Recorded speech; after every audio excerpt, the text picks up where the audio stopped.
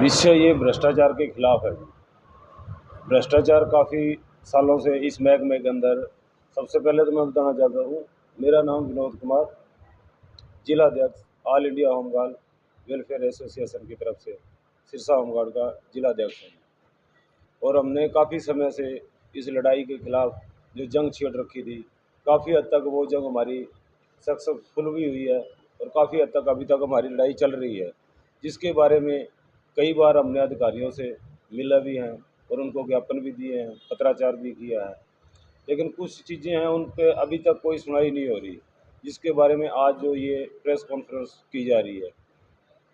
हमारे काफ़ी जवान जो 17 से लेके 18, 19, 20, 21 के अंदर जो निकाले गए थे, उनकी ना तो कोई सुनवाई हो रही है, ना उनको दोबारा जो ड्यूटी का मौका दिया जा रहा है। जो कि 16 के अंदर हमारे डीजी साहब थे, उन्होंने एक लेटर जारी किया था कि कोई भी नई भर्ती नहीं की जाएगी। अगर जवानों की हमारे को ज़रूरत पड़ती है तो जो पहले पुराने जवान थे उनको प्रथम स्थान दिया जाएगा।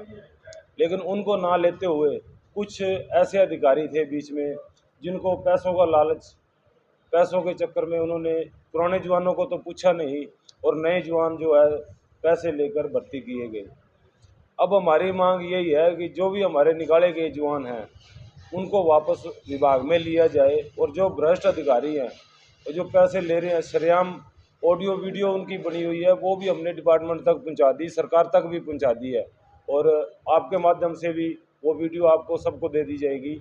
उसके अंदर सरेआम बोल रहे हैं कि हमने इतने बंदे भर्ती कर रखे हैं, अगर आपको भी कोई बंदा लगवाना है तो आप भी अब इतने पैसे लेके आ जाना, सरेआम वो कह रहे हैं। लेकिन फिर भी विभाग जो है उनके खिलाफ कोई कार्रवाई नहीं कर रहे।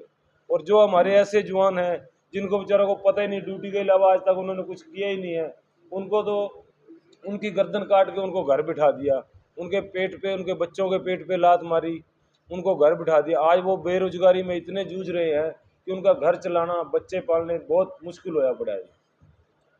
तो हमारी अब आपके माध्यम से सरकार से और प्रशासन से यही उम्मीद है कि हमारे जवानों को रोजगार दिया जाए और जो भ्रष्ट अधिकारी हैं उनके खिलाफ सख्त से सख्त कार्रवाई की जाए।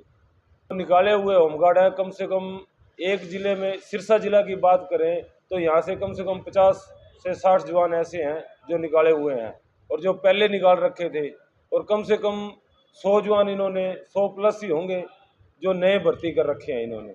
और कई जवान तो ऐसे हैं जिनके ऊपर मुकदमे लगे हुए हैं, 3-3 मुकदमे चल रहे हैं, कोर्ट में सजा भी काट चुके हैं वो, लेकिन फिर भी आज तक विभाग उनके खिलाफ कोई कार्रवाई नहीं कर रहा। क्यों? कि वो विभाग को पैसा इकट्ठा करके दे रहे हैं, कमाई भूत हैं वो उनके, इसलिए उनके खिलाफ कोई कार्रवाई नहीं करता। और जो भी अगर जवान बोलने की कोशिश करता है उसको बाहर का रास्ता दिखाने का काम करते हैं।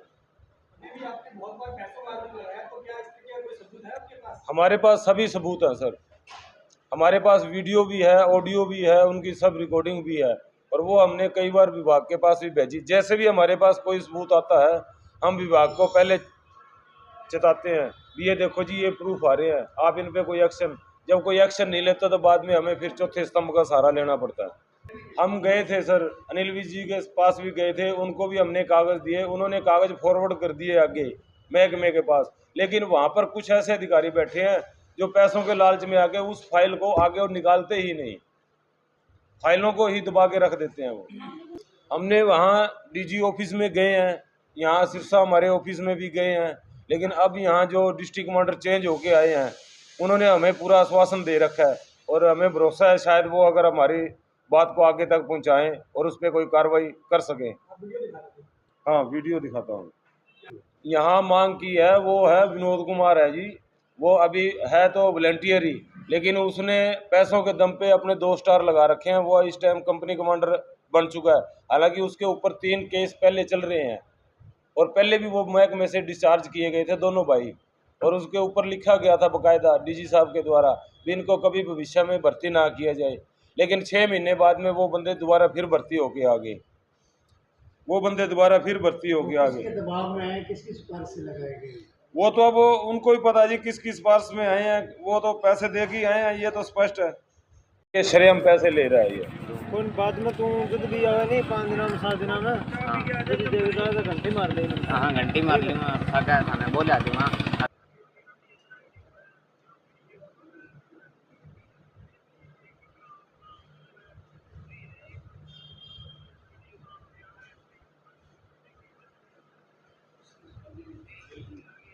विजिलेंस ने पहले इंक्वायरी की गई थी, उसमें 4 नंबर जांच के अंदर विजिलेंस ने पूरे हरियाणा का रिकॉर्ड मांगा गया था और उसके अंदर स्पष्ट बताया गया था कि इस जिले के अंदर इतनी गड़बड़ हुई है, इस जिले के अंदर इतनी गड़बड़ हुई है।